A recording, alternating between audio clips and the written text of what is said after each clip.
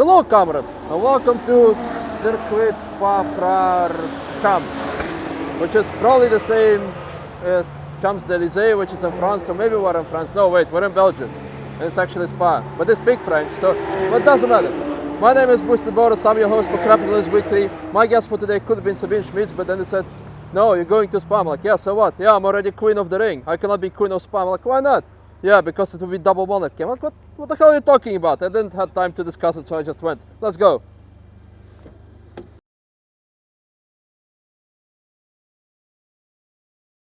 Hello again, comrades. So first of all, something about the car. This is a Mercedes A45 AMG tuned by Rentec. And if you want to see more, click here. Yeah, I think here. And they made a review about this car on the Nordschleife. Having said that, this is not my car.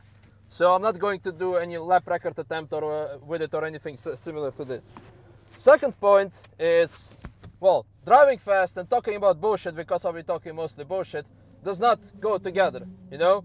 There is a reason that you're not allowed to talk on the phone and driving, because you need to focus all your attention on the road. And in this particular case, being on the racetrack is kind of even more hardcore to do. So I'm gonna, well, drive it, but for all the boy racers gonna say, oh, well, I can talk to my mom and order a dinner while playing Gran Turismo and driving on Spa faster than you.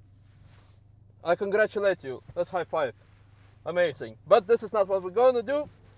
Let's talk some news about capitalism. So let's go to the track first. Actually, as a matter of fact, we can already commence with this trash talking. So the first point of capitalism, let me just change the menu. Yeah, all good. By the way, I'm not even going to use pedal shifts, because yeah, that will require extra attention.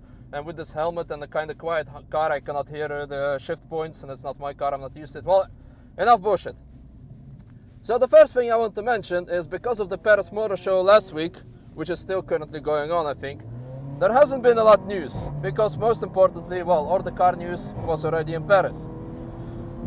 Already need to take a breath here, because we're going down to the Eau Rouge. There has been, however, still some news, which is kind of okay. So one of the news is that the new Mercedes C63R has been spotted on the Nürburgring. And I'm like, yeah, amazing. But you know what the previous Mercedes C63 was called like that? It was called Black Series. So what happened to the Black Series? You know why? Because when the customers went in and they want to buy the car, and they were offered Black Series as the best car that the Mercedes had currently, and the customer had to see the car, and he says, hey, why is the car not black? Why is it red or white or something similar to this? Well, let the capitalist Porsche overtake me. Yeah, so this is what I have to say. And probably, you know, after this, there's going to be Mercedes C63 RS, like they have with the GT. Come on, go. Thank you very much. So I'm kind of like, yeah, what's up, Mercedes? Why are we also going to have the next time the A-Class A45 R or RS? That wouldn't make sense. I mean, the small car. I mean, on the other hand, it kind of does, because I want to see what the A-Class is really capable of if the Mercedes is going to build it according to like really crazy standards. No yellow flag, just the orange point. Yeah, so that's kind of the first news. I'm like kind of happy, but not sure what the car going to do.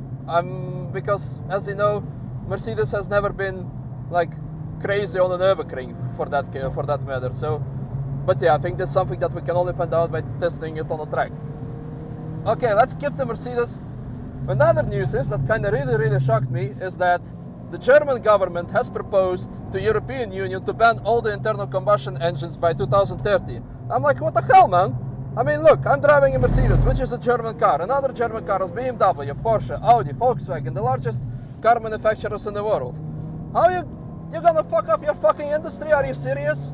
I mean, if that would have been like Norway, for example, that kind of would have made sense, because they always try to be, you know, like corporate, social responsible, having all those green cars, having Tesla, and shooting themselves in the leg, basically, because having Tesla in Norway, where it always freezes, it's kind of probably the stupidest idea.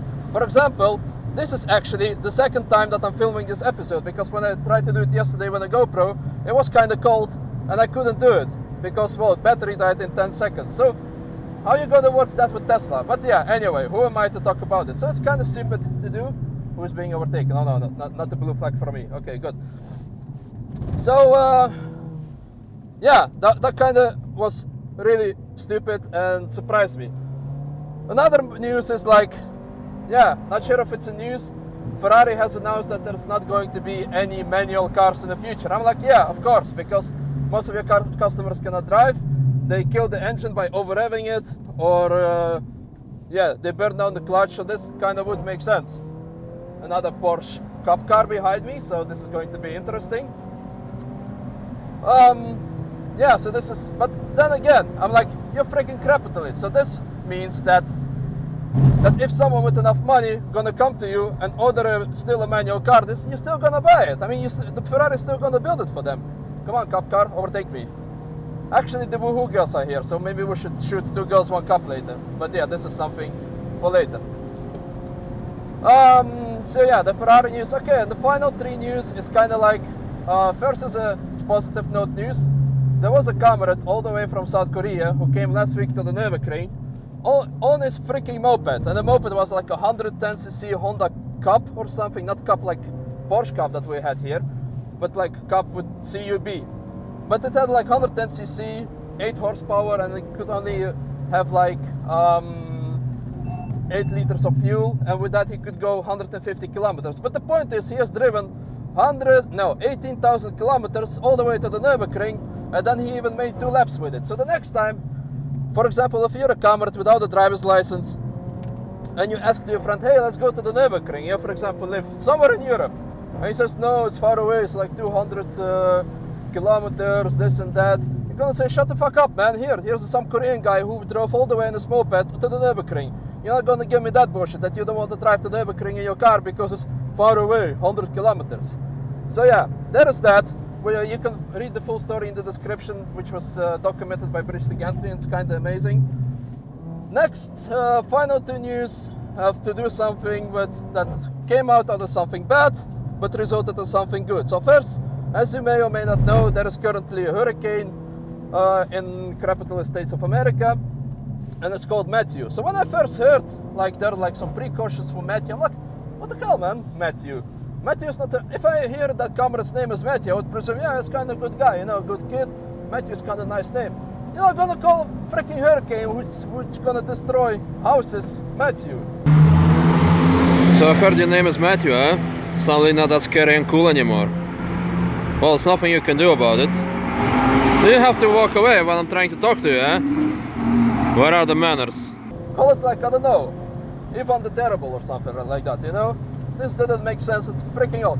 But anyway, talking bullshit, so let's go back to the point. Comrade was owning E30 M3, and he still owns it. And to prevent it from having damage, he put it in his house. And it's freaking amazing. And yeah, of course you would say, oh, he's lucky to have an amazing girlfriend that allows him to put it in his house. But the fact is, he doesn't have a girlfriend. And that's why it was all made possible. Well, that was kind of amazing. Bad thing turned into good thing. So high five. If comrade, if you're watching, I want to high five you. Amazing job. I hope more comrades can learn from you and don't give a fuck and just put the car inside the house. And the final news, like last year, there was a comrade that I think her name was Norma or something. You can read again the news article below because I kind of forgot. I'm focusing on driving. He's trying to catch up with this Porsche GT3 RS, really sexy. She was diagnosed with cancer, and unfortunately her husband passed away recently, and because of that she said, no, I'm not gonna, you know, try to extend my life by like a year or something and suffer from all those treatments. So she decided to go on a road trip, and that was all documented, and it's freaking amazing. I mean, doing something you love for the last time in your life probably, it's just something I really have respect for. Unfortunately, her trip came to an end on September the 30th because she passed away, but it's kind of something I want to share with you. I mean, if you have an emotional Tuesday or Wednesday, I think this video coming tomorrow, which is going to be Wednesday. Yeah, well, that was more or less news, you know, nothing really important happened, and I missed the breaking point here. I would usually say you can blame me on being drunk, but I cannot say that by driving the racetrack. That's what I meant. You cannot talk bullshit and drive competitively at the same time. This just simply doesn't work. Okay, that leaves us with another thing, with the final thing, and it is WTF. What the fuck, or the what the fuck moment that happened at Tourist Faro Nürburgring. Actually, if there would have been tourist foreign on Spa, that would have been amazing, because we're in Spa, that would have been really appropriate. But yeah, that's not the point. The first fragment is, did you know, cameras, that you can drift a front-wheel driven car? I didn't know it, but apparently you can, because this fragment here shows that you can. Look at this Megane exiting the foxhole while maintaining like freaking amazing drift.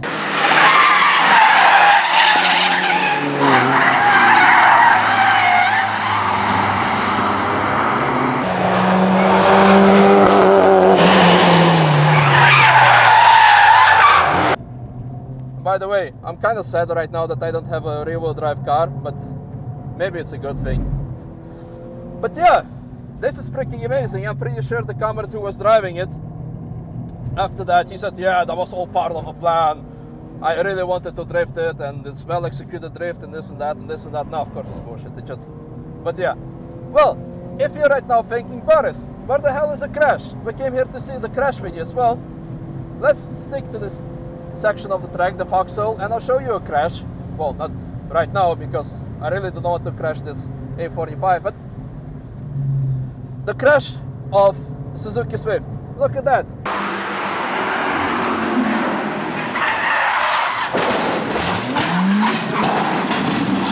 Well, that didn't go as swiftly as I wanted, did it? If you know what I mean. See what I did there? And the fun thing is, he doesn't even try to counter steer.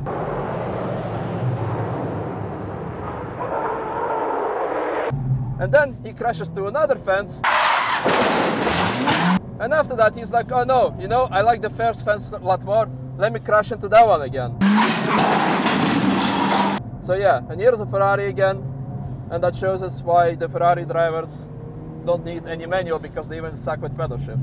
But yeah, the point is, that was the first crash. And if you want to know like what happened more with it, the driver had to pay 11,000 euros of excess damage. No, I mean like altogether with excess and the damage to the Armco and the recovery and so on. So that kind of sucked.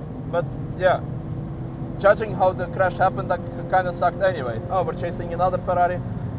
And then, as you could have seen, the guy driving this car, he kind of almost flipped. And if you're like, oh, we wanted to see a car flip, here you go. Here's a final clip of the WTF.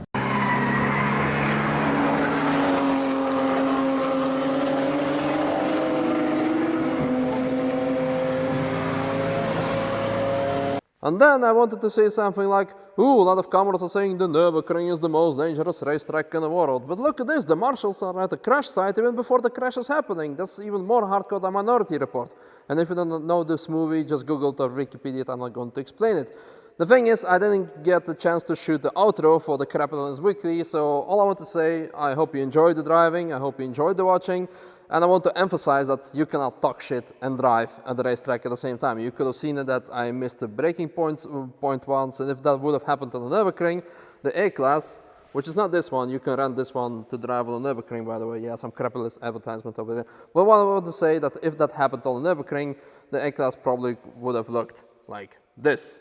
And this is something I don't want to happen. So before everyone gonna say like, hey, please do Crapitalism Weekly while driving on the Nürburgring, I would have to double think. Or I'll be just driving extra cautious. And this is probably not a bad thing, because Nürburgring is meant to like just to be enjoyed. That doesn't involve competitive driving all the time. But yeah, I'm a bit of tired right now, really tired. So I'm gonna go and sleep. Have a good day, good night. I don't know where you're watching, what time of the day it is now when you're watching. And yeah, Crapitalism Weekly of this week, or actually the previous week, is actually coming tomorrow. And I shot it in this car, which is our new rental car on Nürburgring. If you always wanted to drive a Renault Megane, come by here, visit me at the Ring Garage. And see you, comrades, tomorrow in tomorrow's video with this baby. Bye bye.